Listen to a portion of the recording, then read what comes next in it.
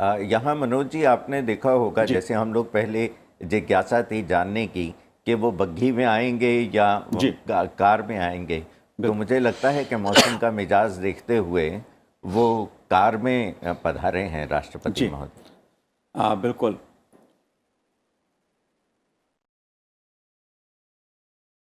और जिस प्रोटोकॉल की बात आप प्रदीप जी कर रहे थे, उस प्रोटोकॉल के तहत आप देख रहे हैं राष्ट्रपति रामनाथ कोविंद जी को सम्मानपूर्वक, राष्ट्रपति तीनों सेनाओं के सुप्रीम कमांडर भी हैं और उनके लिए तीनों सेनाओं के जो सर्वोच्च अधिकारी हैं वो भी उनको अगवानी कर रहे हैं। और ये भी एक इस देश का प्रोटोकॉल है कि देश की सिर्फ जनता ही नहीं, सैन्य बल भी सुप्रीम कमांडर के नाते राष्ट्रपति के कमान में हैं और वो भी राष्ट्रपति को उतना ही सलामी देते हैं, उसी तरह से विदाई देते हैं। साथ साथ राष्ट्रपति जो पूरी राष्ट्र की शक्ति है उसके प्रतीक हैं जी, तो वो अगवानी कर रहे हैं पूरी उसके, जिस हम लोग संसदीय भाषा में प्रोसेशन बोलते हैं इसको, तो सेरेमोनियल प्रोसेशन जो है उसमें सबसे आगे राष्ट्रपति हैं। वो देश के गौरव के, संप्रभुता के बिल्कुल प्रतीक हैं। जी,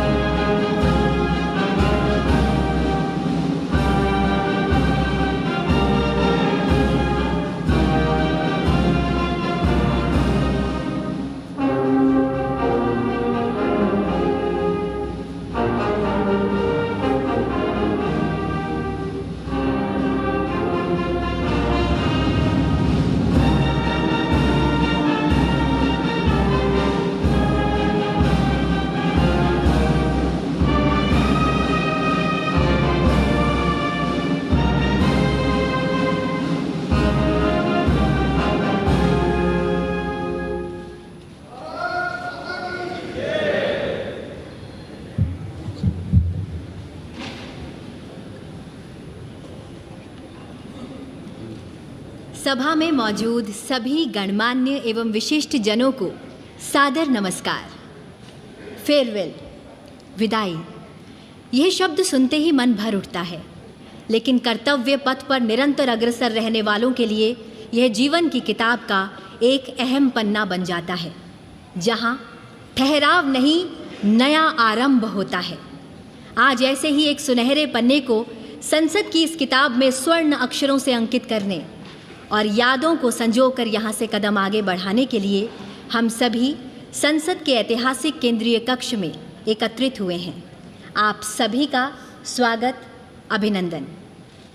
अब मैं भारत के माननीय उपराष्ट्रपति जी एवं राज्यसभा के सभापति श्री एम वेंकैया नायडू जी से अनुरोध करती हूँ कि वे माननीय राष्ट्रपति जी का स्वागत करें।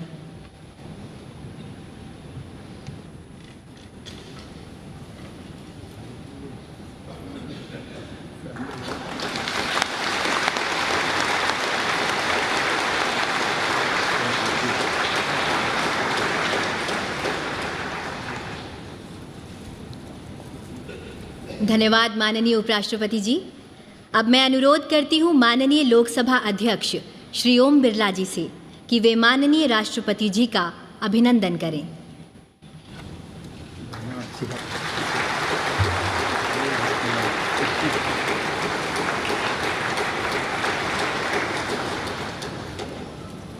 धन्यवाद मान्यवर।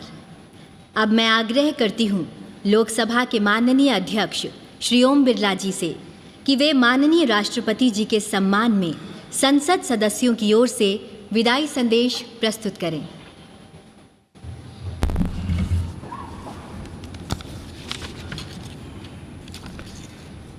माननीय राष्ट्रपति जी, माननीय उपराष्ट्रपति जी, माननीय प्रधानमंत्री जी, माननीय मंत्रीगण, संसद के दोनों सदनों के माननीय सदस्यगण, अतिथिगण, माननीय राष्ट्रपति जी के प्रति हम सबके भावों की अभिव्यक्ति करने वाला एक सम्मान पत्र मैं अब आपके समक्ष पढ़ना चाहता हूं। माननीय राष्ट्रपति महोदय श्री रामनाथ कोविंद जी, भारत की संसद के दोनों सदनों के सदस्यों के लिए आज गर्व का अवसर है कि जब वे राष्ट्र की ओर से आपके प्रति कृतज्ञता, सम्मान, श्रद्धा और साधुवाद व्यक्त करने के लिए एकत्रित हुए हैं। भारत गणराज्य के राष्ट्रपति के रूप में 5 वर्ष के कार्यकाल के दौरान आपने इस सर्वोच्च पद की गरिमा और शालीनता को नव उत्कर्ष प्रदान किया है। इसके लिए हम सब हृदय से आपका आभार प्रकट करते हैं। महोदय, उत्तर प्रदेश के कानपुर जिले के एक छोटे से गांव परोग से भारत के राष्ट्रपति के शीर्ष पद तक पहुंचने की आपकी यात्रा हमारे लोकतंत्र की एक अद्भुत एवं प्रेरक उपलब्धि है। सुदीर्घ सार्वजनिक जीवन में राष्ट्रहित तथा जनसामान्य के कल्याण को लक्षित करके लिए किए गए कार्यों से आपने ये सिद्ध किया है कि आप एक बहुआयामी संवेदनशील जनसेवक हैं। वर्ष 1971 में दिल्ली बार काउंसिल के एक अधिवक्ता के रूप में अपने करियर की शुरुआत करने के बाद आपने दिल्ली उच्च न्यायालय और भारत के उच्चतम न्यायालय में अपनी सेवाएं प्रदान करते हुए निर्धन और वंचित लोगों की पूरी समर्पण के साथ मदद की है। उसके उपरांत राज्यसभा के सदस्य के रूप में अपने 2 कार्यकालों के दौरान आपने संसदीय समिति के सदस्य के रूप में तथा राज्यसभा की आवास समिति के सभापति के पद पर रहते हुए देश को अपना महत्वपूर्ण योगदान दिया है।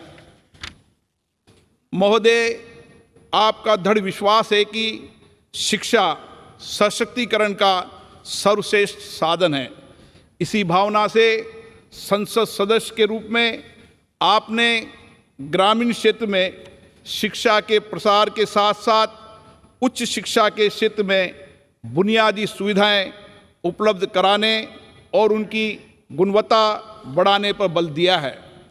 आपने राष्ट्र निर्माण में महिलाओं की अधिक से अधिक भागीदारी और समाज के वंचित वर्गों, विशेष रूप से दिव्यांगों और अनाश्रितों के लिए अधिक अवसरों के सृजन के लिए आपने निरंतर प्रयास किए हैं।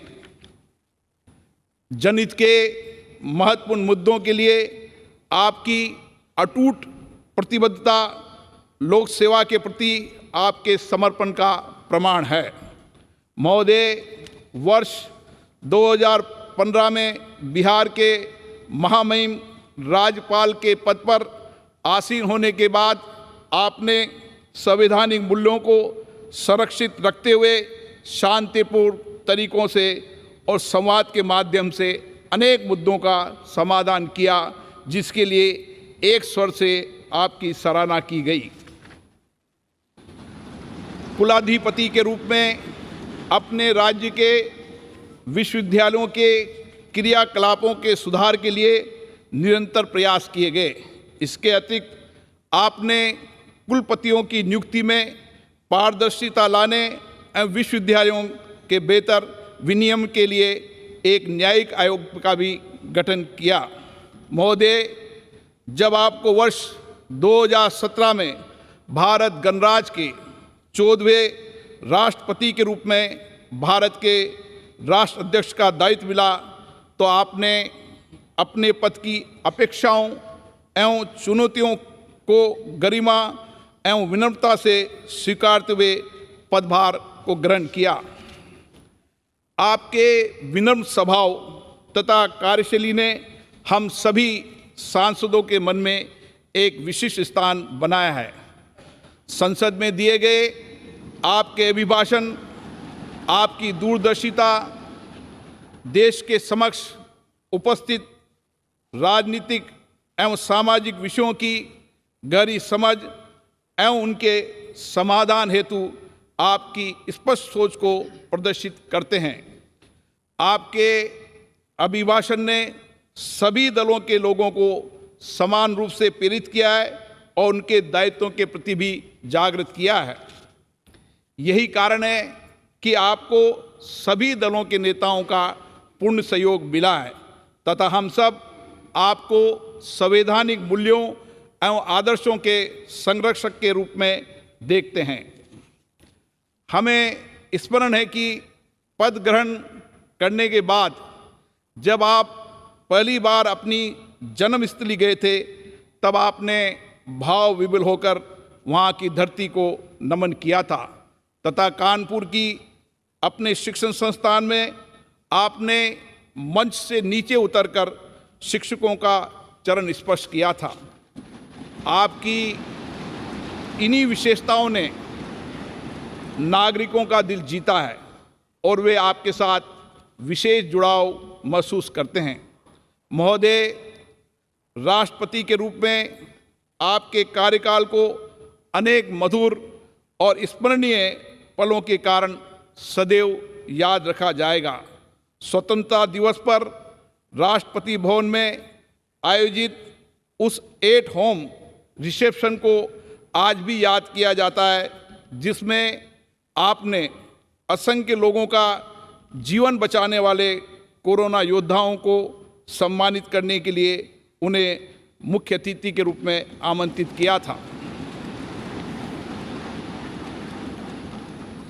भारतीय सेना के सुप्रीम कमांडर के रूप में मई 2018 में सियाचिन में सबसे ऊंचाई पर स्थित युद्ध क्षेत्र कुमार पोस्ट में तैनात सैनिकों से आपकी ऐतिहासिक मुलाकात, पीएम केयर्स निधि में 1 माह के वेतन का दान करने का आपका अनुकरणीय योगदान, कोविड-19 के विरुद्ध संघर्ष के दौरान अधिक धनराशि उपलब्ध कराने के लिए मितव्ययिता के उपायों के साथ 1 वर्ष के लिए अपने वेतन के 30% भाग का परित्याग करना, ऐसे कई उदाहरण हैं जो देश की सामूहिक चेतना में स्थायी रूप से अंकित रहेंगे।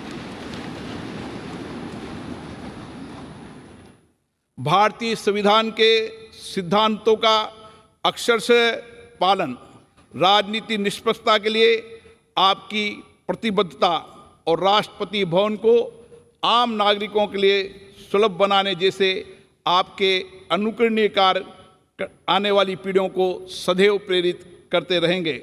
महोदय, आज जब राष्ट्र अपनी स्वतंत्रता के 75वें वर्ष में है, हमारा सौभाग्य कि हम आपके दूरदर्शी एवं अनुभवी मार्गदर्शन में अमृतकाल में प्रवेश कर रहे हैं।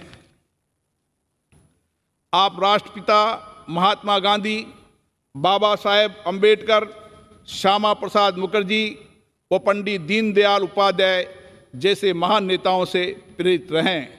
आपकी सरलता, विनम्रता तथा परहित को स्वहित से अधिक महत्व देने के स्वभाव से ये स्पष्ट है कि आपने इन महापुरुषों के विचारों और शिक्षाओं को अपने जीवन में अनुसरण किया है।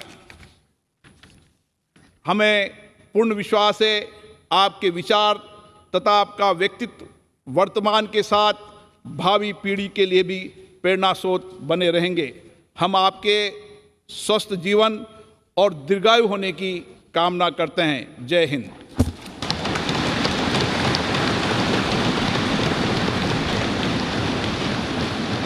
धन्यवाद माननीय लोकसभा अध्यक्ष जी।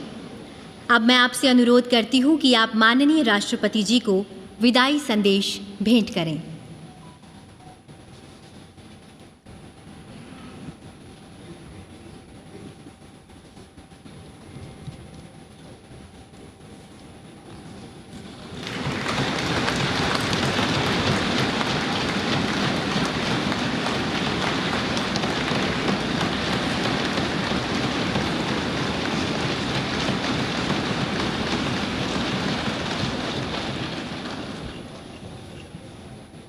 धन्यवाद मान्यवर। अब मैं अनुरोध करती हूँ माननीय उपराष्ट्रपति एवं राज्यसभा के सभापति श्री एम वेंकैया नायडू जी और लोकसभा अध्यक्ष श्री ओम बिरला जी से कि आप दोनों संयुक्त रूप से माननीय राष्ट्रपति जी को स्मृति चिन्ह भेंट करें।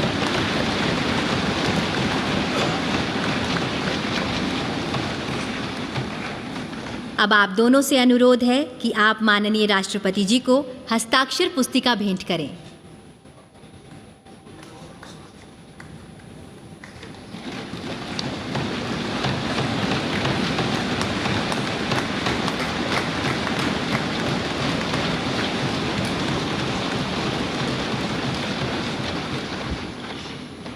सादर धन्यवाद। अब मैं विनम्र निवेदन करती हूँ माननीय राष्ट्रपति जी से कि वे विशिष्ट जनों की सभा को संबोधित करें और हम सभी का मार्ग प्रशस्त करें।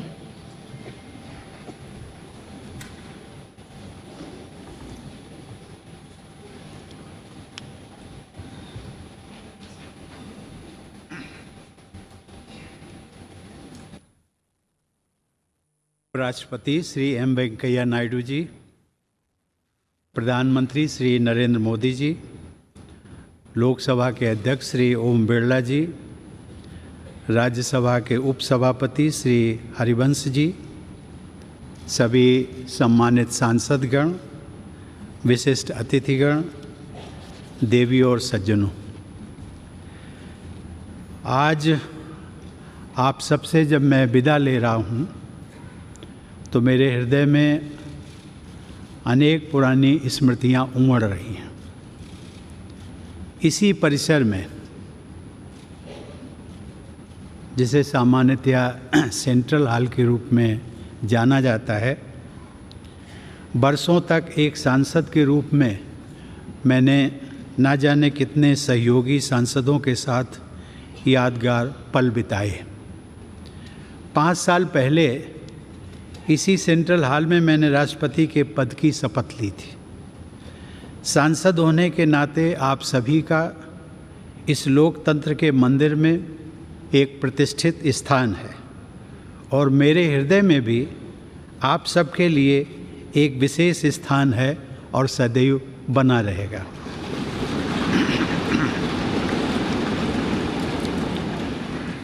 आप सबके लिए ये विशेष गौरव की बात है कि आप सब भारत की जनता के निर्वाचित प्रतिनिधि हैं। भारत की जनता ने आप सब के माध्यम से मुझे राष्ट्रपति के रूप में चुनकर देश की सेवा करने का अवसर प्रदान किया। इसके लिए मैं देशवासियों का सदैव आभारी रहूँगा। सर्वशक्तिमान ईश्वर की कृपा से जिस दायित्व को निभाने का अवसर मुझे प्राप्त हुआ, उसका निर्वहन आप सभी के सहयोग के बिना संभव नहीं था। इसके लिए मैं आप सबका भी आभार व्यक्त करता हूँ। अपने कार्यकाल के दौरान मैंने अपनी पूरी क्षमता से अपने कर्तव्यों का निर्वहन करने का प्रयास किया है। आप सबने मेरे प्रति जिस अटूट विश्वास का परिचय दिया, उसके बल पर मैं अपने कर्तव्यों को भली भांति निभा सका। मेरे सभी पूर्ववर्ती राष्ट्रपति मेरे लिए प्रेरणा का स्रोत रहे हैं। माननीय सदस्यगण, राष्ट्रपति और सांसदगण उसी विकास पथ के सहयात्री हैं जो हमारे देश को प्रगति की उच्चतर उपलब्धियों की ओर ले जा रहा है। इस पथ को प्रशस्त करने वाली महान विभूतियों ने हमारे संविधान की रचना करके हमारी लोकतांत्रिक व्यवस्था की नींव रखी। यद्यपि संविधान सभा के सदस्यों को ही हमारे संविधान की रचना का श्रेय जाता है, लेकिन वह ऐतिहासिक कार्य उन्होंने भारत के लोगों के प्रतिनिधि के रूप में किया था। इसीलिए हमारा संविधान हम भारत के लोगों द्वारा अंगीकृत, अधिनियमित और आत्मार्पित किया गया। भारत के लोग ही अपने प्रतिनिधियों अर्थात आप सभी माननीय सांसदों के माध्यम से अपने गणतंत्र की यात्रा का मार्गदर्शन करते हैं।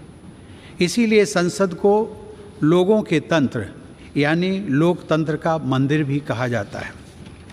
देवी और सज्जनों, हमारे संविधान के अनुच्छेद 79 के अनुसार संघ के लिए एक संसद होती है जो राष्ट्रपति और दोनों सदनों से मिलकर बनती है। इस संवैधानिक प्रावधान के अनुरूप अपनी भावना का समावेश करते हुए मैं राष्ट्रपति को संसदीय परिवार के अभिन्न अंग के रूप में देखता हूँ। जैसा कि किसी भी परिवार में होता है, संसद में भी कभी कभी मतभेद होते रहते हैं।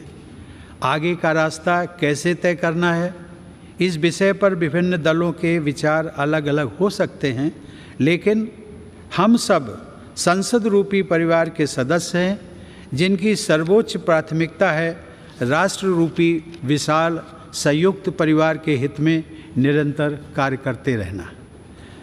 राजनीतिक प्रक्रियाएं राजनीतिक दलों के अपने तंत्रों के माध्यम से संचालित होती हैं, लेकिन पार्टियों को दलगत राजनीति से ऊपर उठना चाहिए और राष्ट्र सर्वोपरि की भावना से यह विचार करना चाहिए कि देशवासियों के विकास और कल्याण के लिए कौन कौन से कार्य आवश्यक हैं।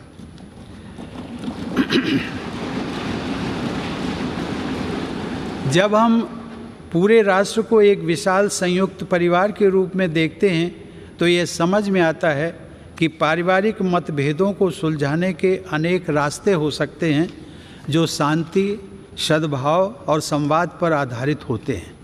विरोध प्रकट करने के अनेक संवैधानिक रास्ते राजनीतिक दलों और नागरिकों को उपलब्ध हैं। राष्ट्रपिता महात्मा गांधी ने अपने उद्देश्यों को प्राप्त करने के लिए शांति और अहिंसा पर आधारित सत्याग्रह के अस्त्र का इस्तेमाल किया था, लेकिन वे दूसरे पक्ष का सम्मान भी करते थे। हमारे नागरिकों को अपनी मांगों के लिए दबाव बनाने का तथा विरोध करने का संवैधानिक अधिकार उपलब्ध है, लेकिन मेरे विचार से इस अधिकार का प्रयोग हमेशा गांधीवादी तौर तरीकों के अनुरूप शांतिपूर्ण ढंग से ही किया जाना चाहिए। माननीय सदस्यगण, मेरे कार्यकाल के दौरान 2 अत्यंत महत्वपूर्ण ऐतिहासिक आयोजन किए गए। राष्ट्रपिता महात्मा गांधी की 150वीं जयंती के उपलक्ष्य में अनेक यादगार समारोह पूरे देश में आयोजित किए गए। इस संदर्भ में मैं स्वच्छ भारत अभियान की परिवर्तनकारी उपलब्धियों का उल्लेख करना चाहूँगा। यह कहा जा सकता है कि स्वच्छता का यह राष्ट्रीय अभियान सरकार और देशवासियों की ओर से महात्मा गांधी के प्रति सच्ची श्रद्धांजलि रहा है। दूसरे ऐतिहासिक आयोजन के रूप में भारत की स्वाधीनता के 75 वर्ष पूरे होने के उपलक्ष्य में देशवासियों द्वारा आज़ादी का अमृत महोत्सव उत्साहपूर्वक मनाया जा रहा है। मैं इन दोनों ऐतिहासिक अवसरों से जुड़े अत्यंत प्रभावशाली आयोजनों के लिए देश की जनता व सरकार को बधाई देता हूँ। इन कार्यक्रमों में युवाओं से लेकर वयोवृद्ध नागरिकों तक सभी के द्वारा समान उत्साह के साथ भागीदारी और देश के गौरवशाली इतिहास से उनके जुड़ाव को देखकर मुझे हार्दिक प्रसन्नता हुई है। माननीय सदस्यगण, वर्ष 2020 में देखते देखते हमारी दुनिया बदल गई। लगभग 100 साल बाद एक वैश्विक महामारी ने मानवता को झकझोर कर रख दिया। कोविड-19 की त्रासदी के दुष्परिणामों से पूरी दुनिया अब तक जूझ रही है। वर्तमान परिप्रेक्ष्य में हम सब ये आशा करते हैं कि पूरा विश्व समुदाय इस महामारी से भविष्य के लिए उपयोगी सबक हासिल करेगा। पहला सबक यह है कि मानव समाज ये भूलने लगा था कि वह प्रकृति का ही एक अभिन्न हिस्सा है। वास्तविकता ये है कि वह न तो प्रकृति से अलग है और न ही प्रकृति से ऊपर है। महामारी का प्रकोप कुछ हद तक पर्यावरण में हुए असंतुलन से भी जुड़ा है। पिछले 2 वर्षों की विभीषिका ने यह भी याद दिलाया है कि पूरी मानवता वास्तव में एक ही परिवार है और सभी का अस्तित्व आपसी सहयोग पर निर्भर करता है। कोविड का सामना करने में भारत के प्रयासों की विश्वव्यापी सराहना हुई है।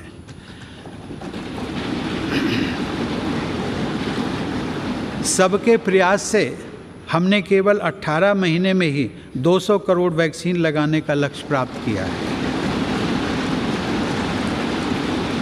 कोरोना काल में हमने 80 करोड़ लोगों को मुफ्त राशन भी पहुंचाया। यदि हम अपनी नीतियों के निर्धारण में इस वैश्विक महामारी से प्राप्त शिक्षाओं को अपनाते हैं तो मुझे लगता है कि भविष्य में किसी गंभीर आपदा के आने पर उसका सामना हम अधिक दक्षता और आत्मविश्वास के साथ कर सकेंगे। जलवायु परिवर्तन अब वाद विवाद का विषय नहीं रह गया है, बल्कि इसके परिणाम हमारे जीवन को सीधे सीधे प्रभावित करने लगे हैं। प्रकृति के प्रति सम्मान का भाव तथा मानवता की साझा नियति में विश्वास पर्यावरण की रक्षा करने में हमारी मदद कर सकता है।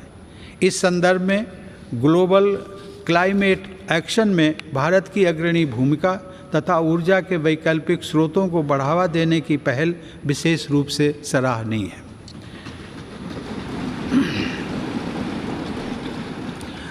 माननीय सदस्यगण, जब मैं जन सेवक के रूप में अपने और सरकार के प्रयासों के बारे में सोचता हूँ तथा अपनी पूरी पीढ़ी की ओर से विचार करता हूँ तो हमें यह स्वीकार करना पड़ता है कि समाज के हाशिए पर जीवन यापन करने वाले लोगों के जीवन स्तर को बेहतर बनाने के लिए हालांकि बहुत कुछ किया गया है, लेकिन अभी भी बहुत कुछ किया जाना बाकी है।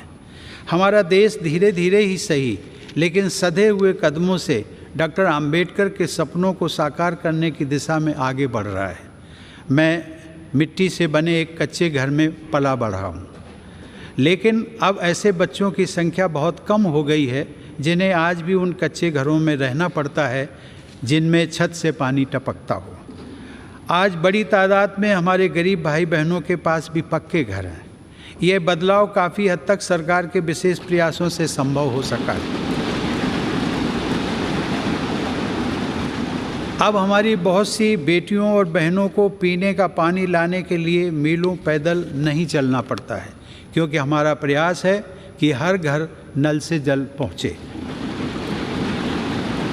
हमने घर घर में टॉयलेट्स भी बनवाए हैं जो एक स्वच्छ और स्वस्थ भारत के निर्माण की नींव डाल रहे हैं। सूर्यास्त के बाद लालटेन या दिया जलाने की यादें भी पुरानी हो रही हैं, क्योंकि लगभग सभी गांव तक बिजली का उजाला पहुंच गया है। जैसे जैसे हमारे देशवासियों की बुनियादी ज़रूरतें पूरी हो रही हैं, उनकी आकांक्षाओं में भी बदलाव आ रहा है। इस बदलाव का बड़ा रोचक एहसास पिछले महीने ही मैंने अपनी वृंदावन यात्रा के दौरान देखा, जब वहाँ एक वृद्धा आश्रम में रहने वाली एक महिला ने मुझसे हेलीकॉप्टर की सवारी कराने का अनुरोध किया। आज सामान्य देशवासियों के सपनों को उड़ान मिल रही है। यह बदलाव भेदभाव रहित सुशासन द्वारा ही संभव हो सका है। सामान्य जन के जीवन को बेहतर बनाने वाली ये समावेशी प्रगति बाबा साहब आम्बेडकर की परिकल्पना के सर्वथा अनुरूप है। महिलाओं में सशक्तिकरण की भावना को निरंतर मजबूत होते देखकर मुझे विशेष संतोष का अनुभव होता है।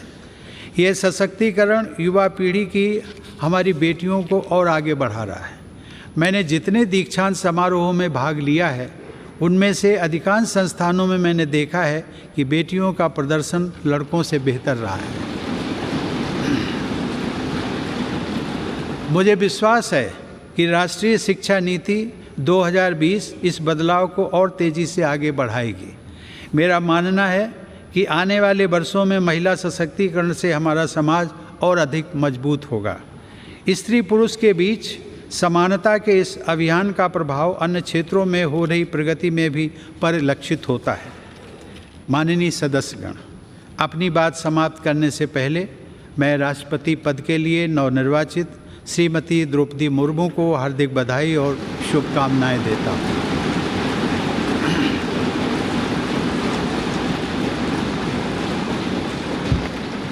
सर्वोच्च संवैधानिक पद पर उनका चुनाव महिला सशक्तिकरण को बढ़ाने के साथ साथ समाज के संघर्षशील लोगों में महत्वाकांक्षा का संचार करने वाला है।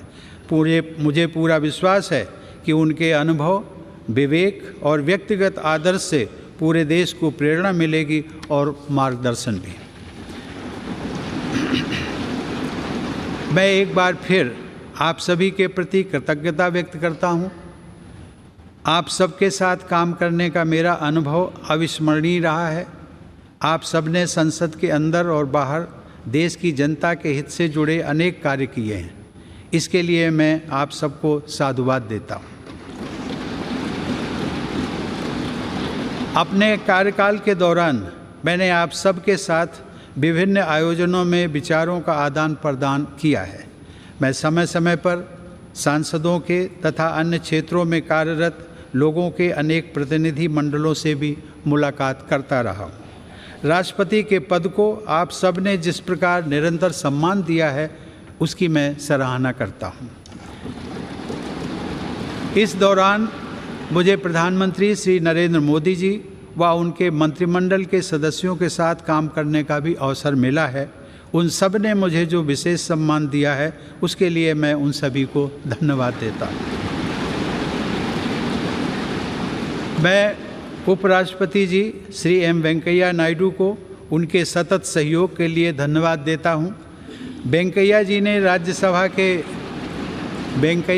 राज्यसभा के सभापति के रूप में और ओम बिरला जी ने लोकसभा के अध्यक्ष के रूप में जिस तरह संसद के कार्यकलापों को संचालित किया है तथा देश की महान संसदीय परंपराओं को आगे बढ़ाया है, उसके लिए आप दोनों बधाई और सराहना के पात्र हैं। मुझे राज्यों के राज्यपालों व मुख्यमंत्रियों तथा केंद्र शासित प्रदेशों के उपराज्यपालों व प्रशासकों से भी पूरा सहयोग मिलता रहा है। उन सबके प्रति भी मैं आभार व्यक्त करता हूँ। मुझे विश्वास है कि आप सभी सांसदगण हमारे सभी देशवासियों, विशेष रूप से जो विकास यात्रा में पीछे रह गए हैं, उनकी सेवा करने के लिए हर संभव प्रयास करते रहेंगे। साथ ही आप सब हमारे महान संविधान के अनुरूप सर्वोच्च लोकतांत्रिक परंपराओं को और भी मजबूत बनाएंगे। मेरी शुभकामना है कि आप सब समाज व राष्ट्र को और अधिक मजबूत बनाने के अपने प्रयासों में सफलता प्राप्त करें। धन्यवाद। जय हिंद।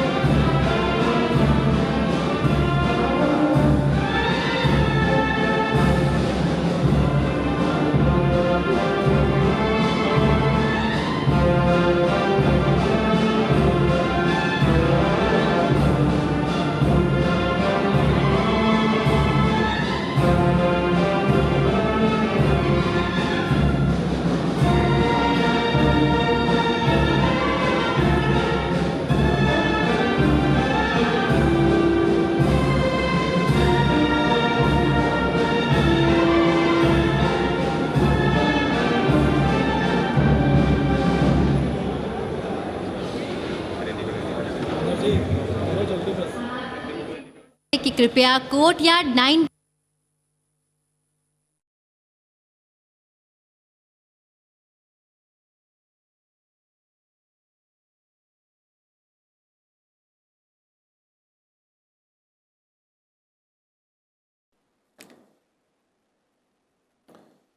जी, और ये आप सीधी तस्वीरें देख रहे हैं सेंट्रल हॉल में विदाई समारोह के बाद राष्ट्रपति रामनाथ कोविंद जी, प्रधानमंत्री नरेंद्र मोदी जी,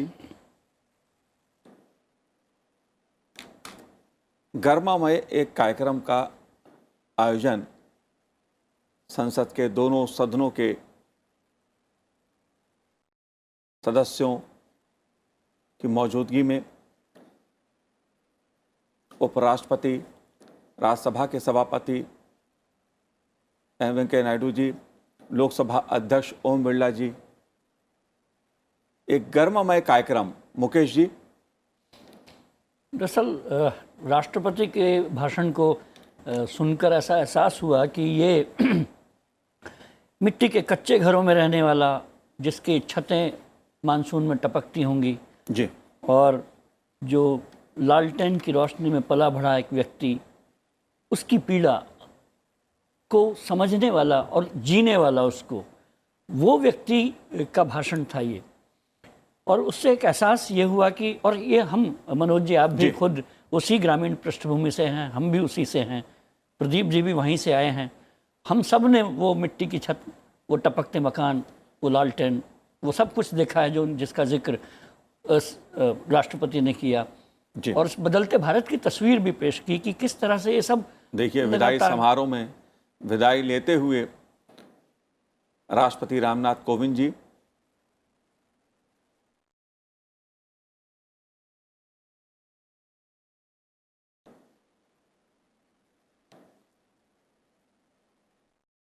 ये जो दृश्य होता है, वास्तव में हमारी जो गौरवमयी गर्मामयी जो परंपरा है उसको दिखाता है कि तमाम तरह की राजनीति के बावजूद एक हमारी जो संवैधानिक संसदीय व्यवस्था है वो कितनी अनोखी है, कितनी अद्भुत है। ये हर भारतवासी को गौरव का एहसास कराती है। हमारे लोकतांत्रिक गौरवमयी जो संसदीय व्यवस्था है उसका मान बढ़ाती है।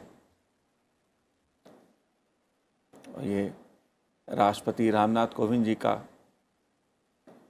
काफिला विदाई समारोह के बाद वापस राष्ट्रपति भवन की ओर लौटता हुआ